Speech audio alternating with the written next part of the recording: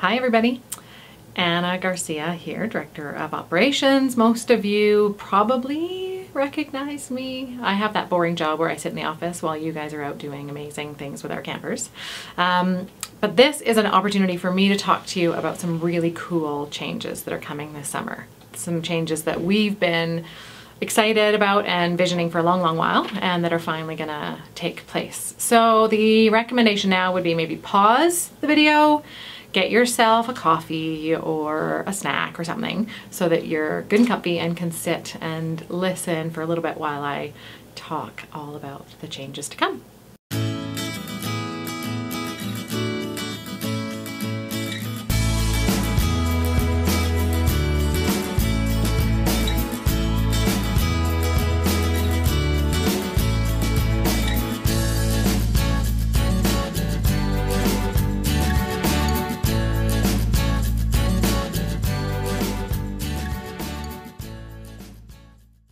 So the first exciting change is, remember all that construction last summer, fences, big holes in the ground, diggers and mud everywhere? Well, the result is an amazing brand new dorm that is up and running. We've got campers that have been in it already. We've got all of our year-round guests that are sleeping in it, and it is a really exciting building. The other cool part is that we're back into construction because we got a huge donation to allow us to proceed with that second dorm. So 2 dorms, brand new, very soon. But for this summer, we've got the first dorm ready to go, which means we need to shift things a little bit. We need to shift how the camper teams are structured. We need to shift how the staff interact with them. And so there's a lot of really awesome stuff that's coming because of that brand new dorm. We have thought through every detail with a lot of input from camper families, a lot of input from campers themselves, and a lot of input from our partner groups, and we're super excited with all the changes that are coming. So it's really changing from the campers and their families' very first experience, which is the registration, the online stuff. Ideally, this new registration program is gonna just equip us with the information that we need to make that camp experience the best possible time here.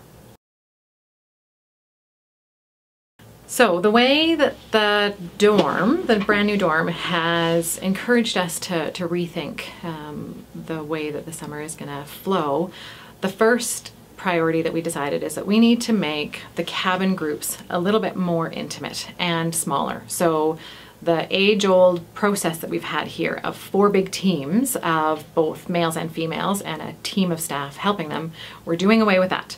We're going to move towards something far more common at a typical camp, where it's going to be small little cabin groups of around 8 campers and no more than that. So we'll have about 8 different little cabin groups with a smaller team of staff that is going to be dedicated to them. These cabin groups are also going to be single gender, so there might be a little group of the youngest girls, a group of middle girls, a group of somewhat older girls, and a group of the oldest girls, and the counselors will be assigned to those teams in smaller groups so that we can provide the best relationship building, the best experience for those kids. So this summer we're super excited about the fact that our brand new dorm, the Wolf Den, is open, and it's going to be the first summer that we've got campers in the new space. How it was designed was to have the small cabin groups with staff sleeping in their own private space with their own private washroom right beside the sleeping space of the campers.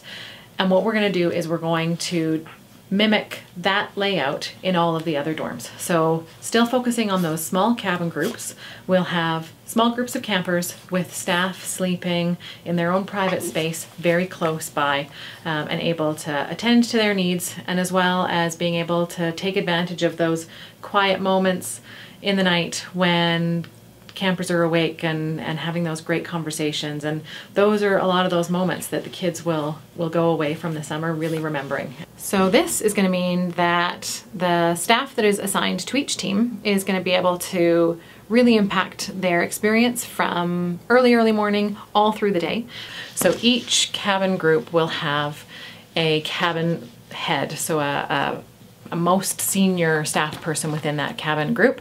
So that individual will be someone with more experience, someone that can help oversee the health of their cabin, being the staff and the campers, making sure that their daily needs are met. There will be 8 of those that are in charge of each cabin and can help give the guidance to the counselors that are maybe brand new or just a little bit younger or need a little bit of that extra guidance. And then we are going to have a new role that's called the section head. And so the section head will be, there will be 2 of them. One will provide the guidelines for the female cabins and one will provide the guidelines for the male cabins. And they'll sort of be that schedule guru person, the person who has all that information of how the day is flowing, who needs to go where, what the CYOA activities are going to flow like, and really have that overall big picture view of how the day unfolds.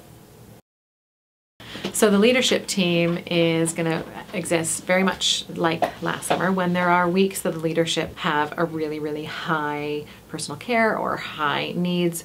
There will be folks from the counseling team, the program team that might get pulled to be a part of that leadership group. So with all of these changes, there will be shifts to the entire schedule of the summer. We are starting the summer a little bit later this year, partly because the new dorm allows us an increased capacity within each week, so we can fit more campers, but in a smaller spread of weeks. So June 21st will be the first day that campers arrive. That, if any of you are looking at a calendar, is a Sunday. So we are, again, with feedback from parents, feedback from partner groups, we are moving to a Sunday night arrival, Friday night departure. This allows parents to not be interrupted from work and to be able to drop off their campers in a much more reasonable time frame, gives them their weekends to bond as a family. As with years past, we will start with our adults. We'll still have 3 weeks of our fantastic adult campers and also Can Adventure happening.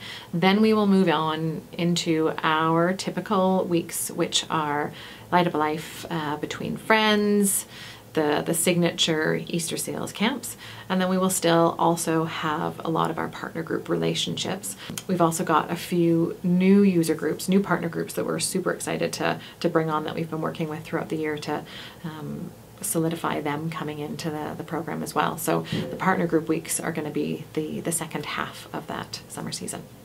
Similar to, say, kidney and epilepsy being here together, that situation may now occur in more of those weeks. The campers that all have a similar diagnosis, within their cabin groups, they'll stay together. But within the scheduling opportunities throughout the week, there will be chances for them to mix and mingle through whether it's the CYOAs or the various all-camp activities.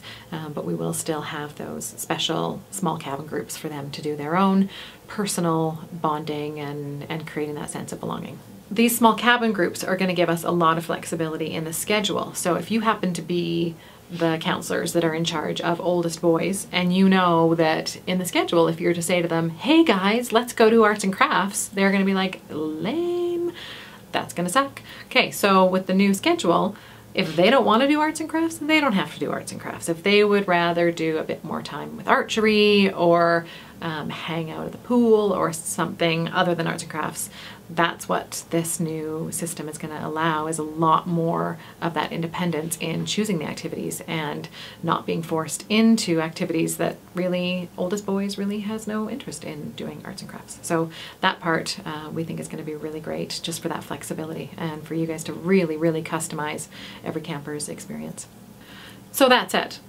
Let's not pick on arts and crafts because we've had some amazing arts and crafts programs. And so any camper who does want to do that, even if his or her cabin group as a whole doesn't want to do the activity, all of those CYOA options will still exist. And so they will have an opportunity to try their hand at arts and crafts or any other activity, even if it's not with their whole group. There will still be that really great independent choice-driven option. There will be quite a bit of stability in terms of the days of the week that we will always be offering rafting, mountain biking, options for out trips. Then within each cabin group, the staff and the campers will get to decide what day they want to do that activity. So they aren't locked into always rafting on Tuesday. They can look at the schedule, look at what the options are, and choose what day they want to do those. So that means that if you've got a group of kids that are super, super keen on rafting, there will be an option to raft more than once. It won't just be a one-time only. You can work that into your schedule to go a couple times if that's what your kids are really keen on.